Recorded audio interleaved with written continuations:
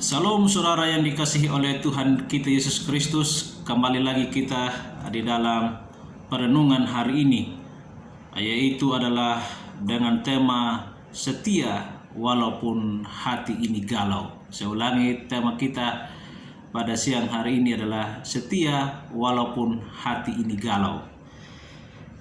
Di dalam pembacaan kita hari ini terambil dari kitab Kejadian pasal 22 ayat 2. Di sana berbicara tentang Abraham disuruh Tuhan untuk mempersembahkan anak satu-satunya yang dia kasihi, yang dia begitu cintai, seorang anak yang dia sangat nantikan. Tetapi pada akhirnya Tuhan meminta. Lalu apa respon Abraham? Ya, kita akan membaca dalam Kejadian 22 ayat 2. Di sana berbicara begini. Firman-Nya, ambillah anakmu yang tunggal itu, yang engkau kasihi, yakni Ishak. Pergilah ke tanah Moria dan persembahkanlah dia sebagai korban bakaran pada salah satu gunung yang akan kukatakan kepadamu. Karena kita mengetahui, saudara Bapak Ibu yang dikasihi oleh Tuhan, kalau kita mempunyai seorang anak, atau seperti Abraham ini mempunyai seorang anak atau mempunyai saudara yang begitu dia cintai, memiliki seorang anak atau orang yang paling dikasihi lah, kira-kira begitu Bapak Ibu yang dikasihi oleh Tuhan. Bagaimana kita membayangkan betapa hancurnya hati ini. Tetapi di satu sisi kita dipaksa untuk memilih untuk setia.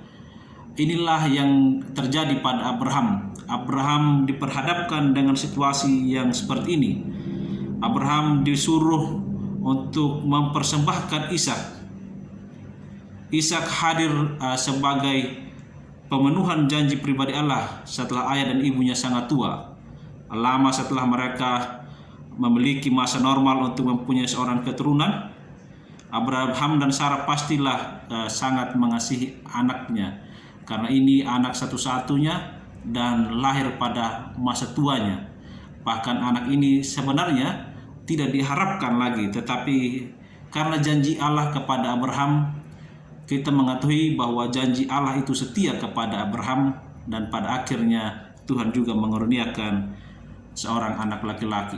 Tetapi kesetiaan Abraham tidak sampai di situ diuji. Pada akhirnya Tuhan menguji lagi kesetiaan Abraham untuk mengorbankan anaknya.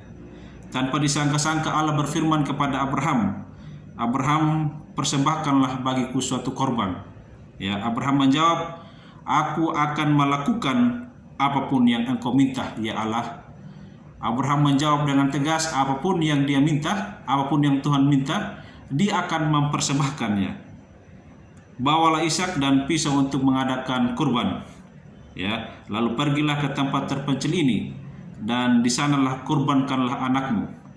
Perintah itu pasti sangat mengejutkan hati Abraham, bukan?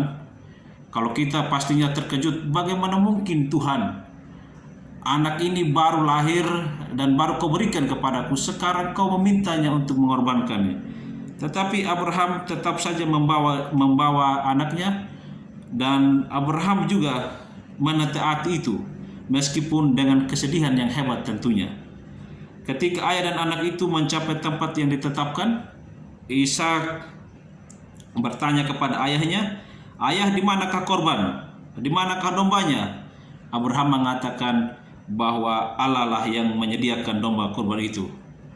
Kemudian dia mengikat anaknya, tetapi pada saat terakhir ketika Abraham mengangkat pisau untuk ditikamkan ke jantung anaknya, seorang malaikat menghentikan dan menunjukkan kepada seekor kambing yang tanduknya tersangkut dalam belukar. Lalu apa kata Tuhan di sana? "Engkau telah membuktikan imanmu," kata sang malaikat. "Kurbankanlah kambing itu sebagai gantinya." Ujian ini lebih berat daripada yang kita semua pernah alami. Saya rasa kita belum ada satupun, atau saya belum pernah mendengar sampai hari ini Bapak Ibu yang dikasihi oleh Tuhan, yang bersaksi bahwa dia disuruh Tuhan untuk mengorbankan anaknya. Abraham begitu mengabdi kepada Allah dan begitu yakin pada kemahakuasaan Tuhan. Ya, kemahatauan dan kasih Tuhan sehingga dia mentaatinya. Dia menganggap Allah yang begitu bijaksana sehingga apapun yang Tuhan perintahkan adalah hal yang benar untuk dilakukan, meskipun dia tidak memahaminya. Kadangkala dalam peristiwa hidup kita hari-hari ini ada banyak hal mungkin yang tidak kita mengerti, tetapi Allah menyuruh kita untuk melakukannya.